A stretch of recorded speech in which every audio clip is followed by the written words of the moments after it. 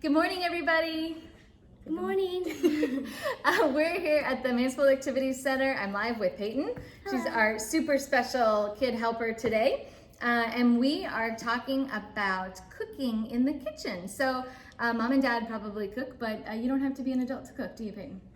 No. So we've got some fun recipes that are super easy to make no matter how old you are. Some of them need a little bit of adult supervision, but all of them are delicious and great snacks and probably stuff you already have at home, but just a little bit different take on it. So one thing I do want to point out is that today's video is not live. Some of our videos have been live.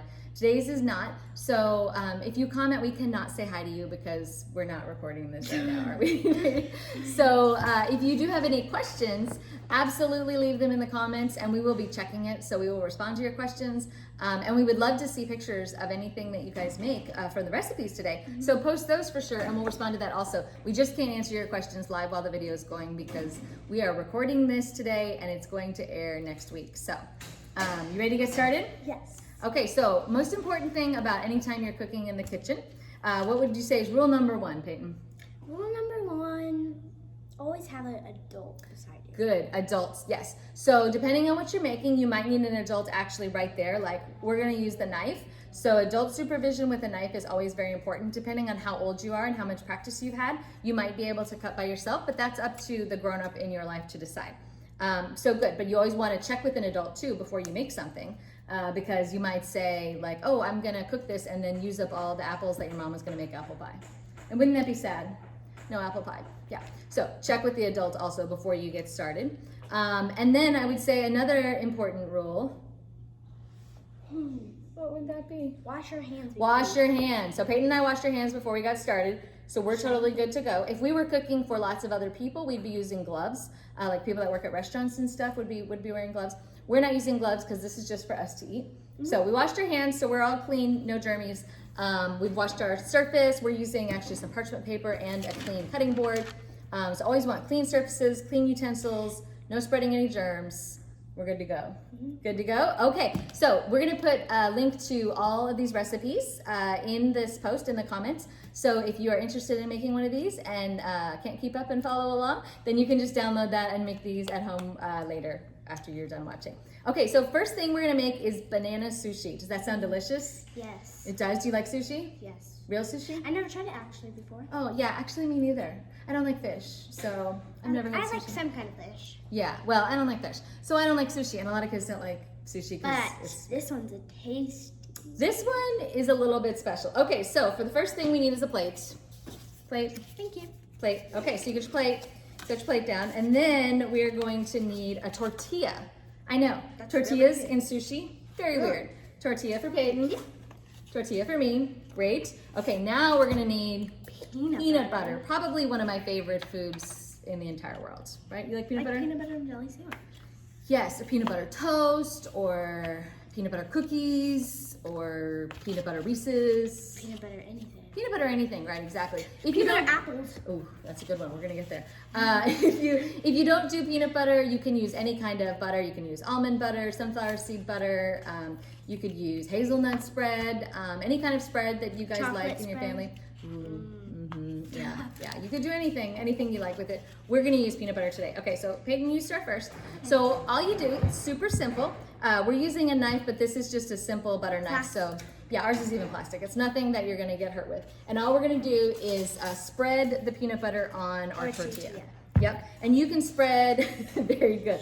You can spread as much as you want or as little as you want. So if you really love peanut butter, put a lot of peanut butter on there. If you don't love it as much, you can kind of do it sort of thin. Or you can use a different kind of spread. Right, whatever kind of spread you're doing, yes, you put on as much as you want. Just the one important thing to do is to get it all around the edges. You don't want to do it just in the middle.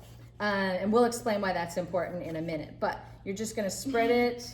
Oh, did you get peanut butter on you? Yeah. Oh geez, that's okay. Snack for later, right? It's okay if it's on your own body. Or do you have a dog? A dog? Yeah. Oh, see, if you had a dog, the dog would like that. The dog would eat the peanut butter off of your arm.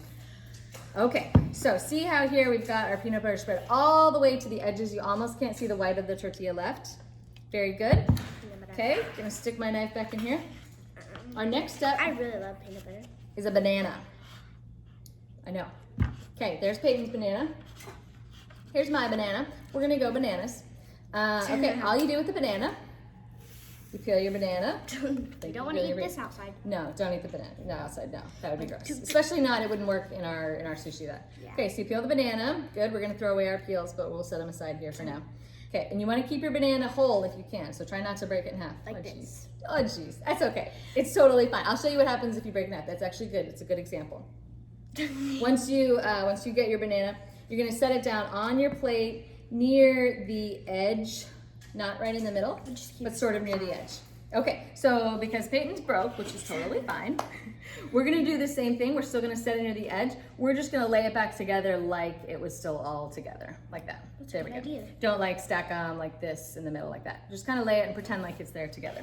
Okay, now here's the tricky part. So you're gonna hold the tortilla and the banana at the same time. See, I'm holding like this there, and we're just gonna roll it up, okay? So you just roll it like you're rolling a sheet or something. And when you do that first fold, see here, I'm kind of squish it together so that the tortilla is tight on the banana, just like that. It might even work good to do it like on your hand so you can do it flat. It's like a mini burrito. It is, just like a burrito. And see here, I'll show you, when I started rolling, see mine cracked just a little bit, which is totally fine. That's good, that makes it flatter so it can roll. And this is why we wanted our spread to go all the way to the ends, because we need it to stick. Our spread is like glue.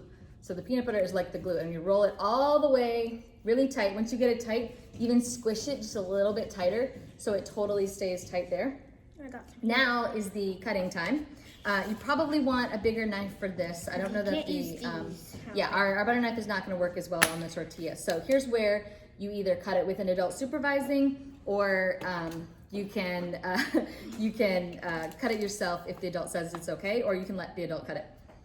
So you're just gonna lay it down, hold it really good with one hand, and then with your cutting hand. So I'm left-handed, so I cut with my left hand and I hold with my right. So Peyton's gonna do it opposite so you can see it both ways. So you hold it and very gently, watching your fingers, just slice it. Make sure you don't just cut it, but then you're gonna chop your hands off. So you gotta hold it from the bottom to the top. Yes, hold it really still, and you kind of move the knife back and forth a little bit like a saw, like if you've ever seen a cartoon on a saw. And you kind of want to cut it about like an inch or so long into little slices. I'm gonna cut these two, and then I'm gonna hand the knife to Peyton, and she's gonna try it. There we go, and I'm gonna show you what these look like. So now I have little sushi rolls. They look just like little California rolls or salmon rolls, or I don't know, some kind of sushi. Yeah. Right? Yeah, because the white on the outside is kind of like the rice, and then you've got all your little mixing things. Either way, and they're... you gotta get the juice. Yes. Either way, they're super cute little rolls. They fit fun on a plate. Stick them right here. Oh, I'm eating Peyton's now. Now we've got a plate full of little snacks. They're really great. You can pop them in your mouth. You've got protein, you've got bread, you've got fruits and vegetables. It's a totally well-rounded meal. That's super fun and a lot better if you're sick of peanut butter and jelly sandwiches. This is a great way to eat your peanut butter and your fruits. Peanut butter. Mm-hmm. Take a bite, Peyton. So quiet. I know. It's good. Good? That was really good. Okay. That was recipe number 1, banana sushi. I hope you guys liked that one.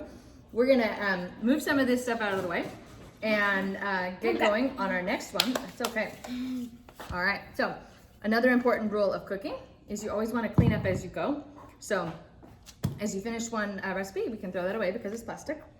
Good. Every time you finish, you wanna clean up as you go. Use paper towels, wipe things off. Peyton, can you go rinse off our knife very gently, please? Good. So again, especially, you always want to keep your utensils clean. You want to keep your surfaces clean so that you're not spreading germs and so that you're not making a mess that your mom might get mad about. Okay, so our next recipe is another fruit-based snack, but also super well-rounded and healthy.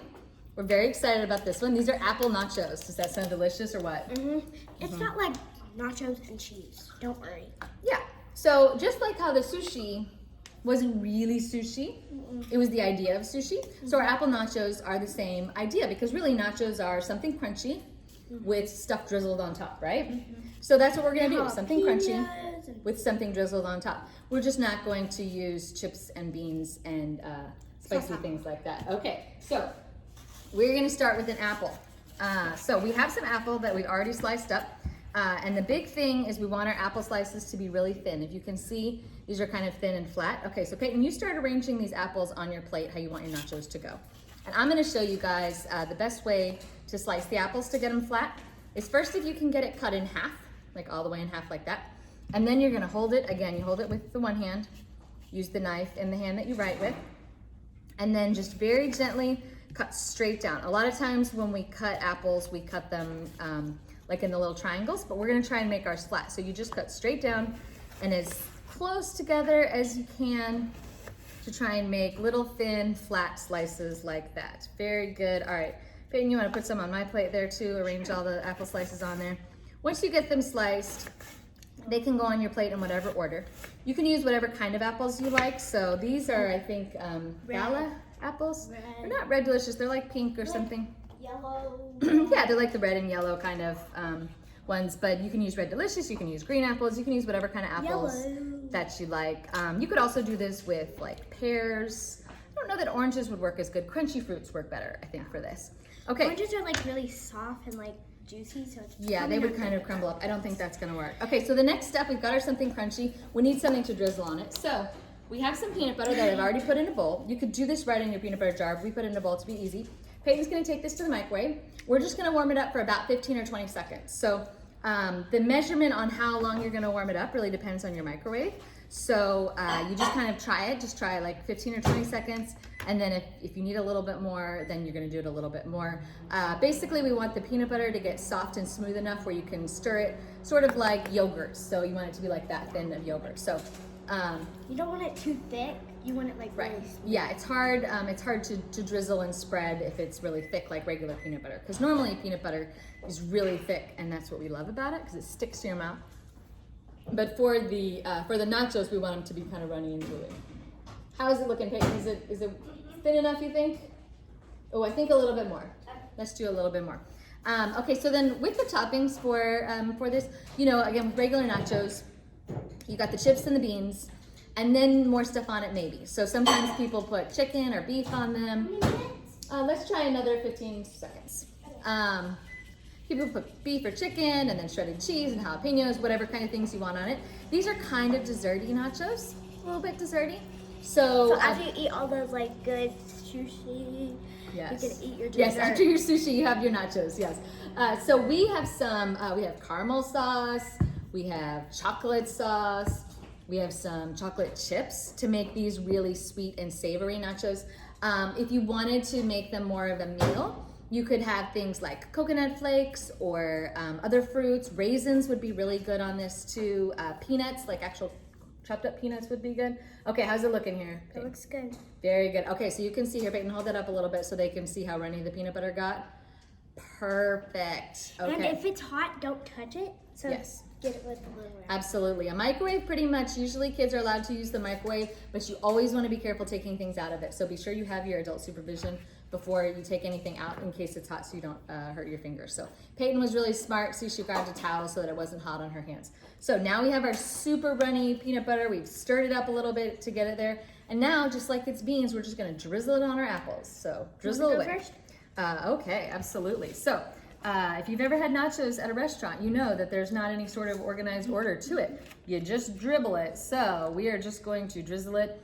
Again, if you love peanut butter, you can put a whole lot on here and barely have any apples left. See, I like a lot. If you want just a teeny tiny bit, you can do it very thin and make little teeny tiny drips. However you want to do it. All right, Peyton, you can drizzle yours. This is really fun too because it kind of makes a little bit of a mess, but it's a peanut butter mess. So lick your fingers and you're good to go. Yes. And again, any kind of butter will work for this. So if you're going to use almond butter or sunflower seed butter, or I mean, I love Nutella with the hazelnut spread. Mm-hmm. So that would definitely be a sweet one. But then once you get your beans / peanut butter spread on here, you can add whatever other little toppings. I'm just going to put a few little chocolate chips on here. I'm going to put this chocolate like sauce on it. Chocolate sauce, nice. So this is a fun way to kind of raid the cabinet. So see what you've got in your pantry. If you guys have sprinkles from the last time you made a cake, you can put sprinkles on it. Like I said, if you have things like we didn't take our top supper thing here. That's fine. If you have things like raisins or strawberry sauce. Strawberry sauce, yeah, or strawberries. I mean, real fruit would be great on here. I'm gonna put a little drop of, not so much little. There we go, a little bit of caramel on there. I can. So yeah, other fruit would be great. Berries would be really good on here. Basically, anything you can think of, you can kind of customize it to be whatever sort of thing you have in mind, whatever kind of thing you like.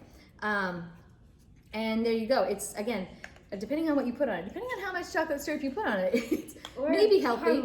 But even as a dessert, it's not so bad in the scheme of things. But you can make it yourself. It's a lot of fun. It's a different way to eat the same things. Good? Very good. We might have to end the video so we can just sit down and eat. Probably.